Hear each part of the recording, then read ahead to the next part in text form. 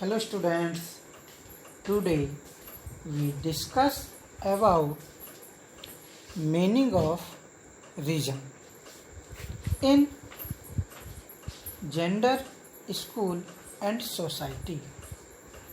छात्रों, आज हम लिंग, विद्यालय और समाज विषय के अंतर्गत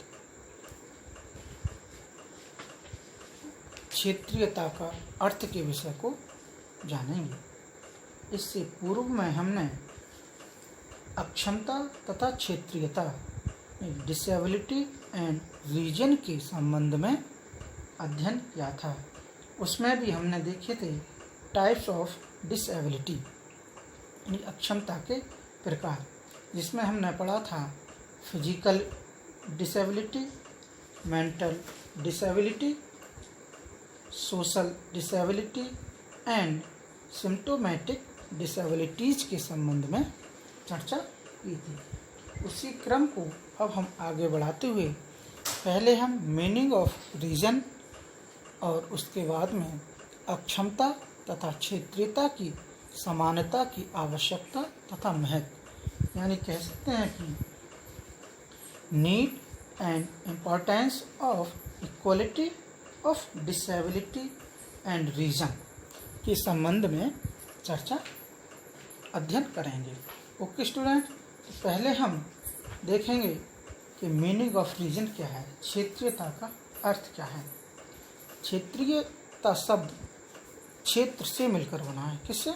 क्षेत्रीयता शब्द क्षेत्र से मिलकर बना है, क्योंकि रीजन्स वर्ड फील्ड से मिलकर बना है। क्षेत्र खेत को भी कहा जाता है, जिसे रीजन भी कह सकते हैं, एरिया भी कह सकते हैं और फील्ड को भी कहा जा सकता है।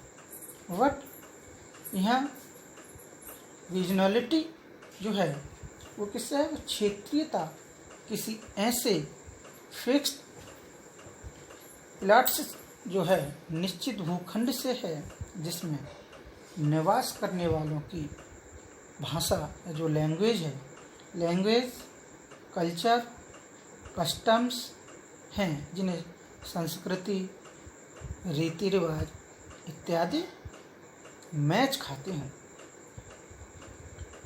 इंडिया में मल्टी कल्चरल कंट्री कैसे है? इंडिया कैसे एक मल्टी कल्चरल कंट्री है, यानी बहुसांस्कृतिक देश में क्षेत्रीयता की भावना अत्यधिक प्रबल रही है, जिसके कारण से ही इंडियन जो भारतवासी हैं एकजुट नहीं हो पाते, यानी कि यूनाइटेड नहीं हो पाते हैं। अब हम देखेंगे अक्षमता तथा क्षेत्रीयता की समानता की आवश्यकता तथा महत्व। Need and importance of equality of disability and reason.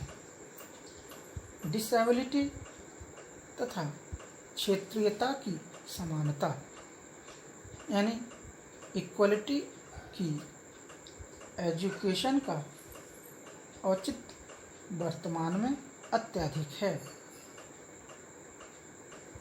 क्योंकि किसी भी नेशन के यानी कि राष्ट्र के डिफरेंशियल एलिमेंट्स जो विभेदक तत्व हैं, जिन्हें नेशनल जिसे कह सकते हैं कि डिफरेंशियल एलिमेंट्स जो विभेदक तत्व हैं, जिससे केओस, अराजकता और अलगाव, आइसोलेशन फैलता है। अब हम देखेंगे नेक्स्ट बिंदु हमारा लोकतांत्रिक मूल्यों की स्थापना हेतु, एस्टैब्लिश डेमोक्रेटिक वैल्यूज। ठीक है, डेमोक्रेसी लोकतंत्र सभी को सेम मानता है। क्या मानता है? सभी को समान मानता है और अपने सभी सिटीजन्स नागरिकों की सहभागिता चाहता है। क्या चाहता है? पार्टिसिपेशन चाहता है। सभी सिटीजन्स का पार्टिसिपेशन चाहता है। लोकतांत्रिक मूल्यों डेमोक्रेटिक वैल्यूज अर्थात प्रेम, लव, सहानुभूति, संपत्ति, भ्रातृत्व, ब्रदरहुड इत्यादि भाव का डेवलप इन वैल्यूज मूल्यों की स्थापना अक्षमों की उपेक्षा करके कदापि पूर्ण नहीं हो सकता।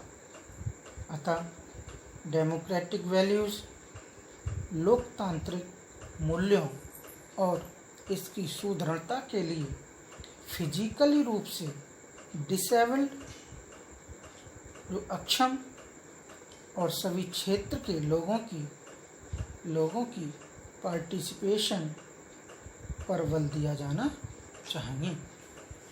ओके, नेक्स्ट है हमारा अनिवार्य तथा सार्वभौमिक शिक्षा हेतु कंपल्सरी एंड यूनिवर्सल एजुकेशन।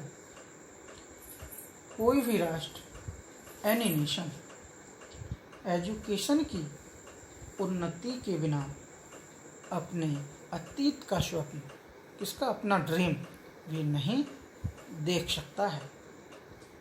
अतः सभी की कंपल्सरी एंड यूनिवर्सल एजुकेशन, इसे अनिवार्य और सार्वभौमिक शिक्षा का स्वप्न तब तक इनकम्प्लीट रहेगा या अपूर्ण रहेगा जब तक अक्षम यानी कौन, जो डिसेबल्ड और सभी क्षेत्रों के निवासियों की शिक्षा, एजुकेशन ऑफ रेजिडेंस में समुचित भागीदारी सुनिश्चित नहीं की जाएगी।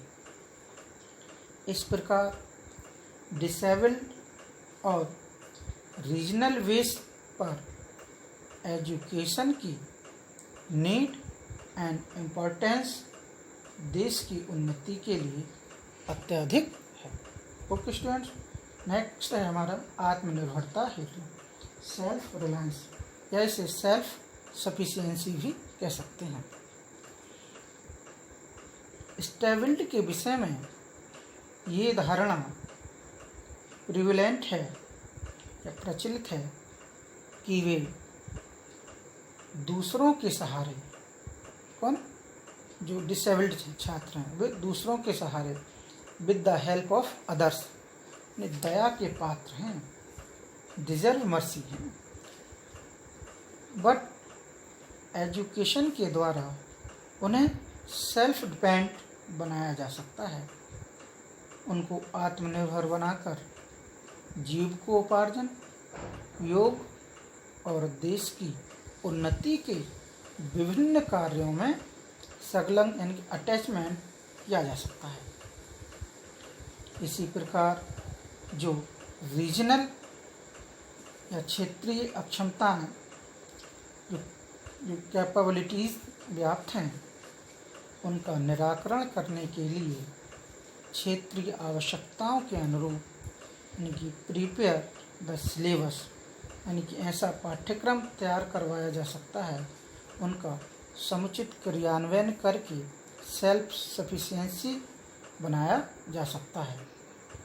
Self sufficient person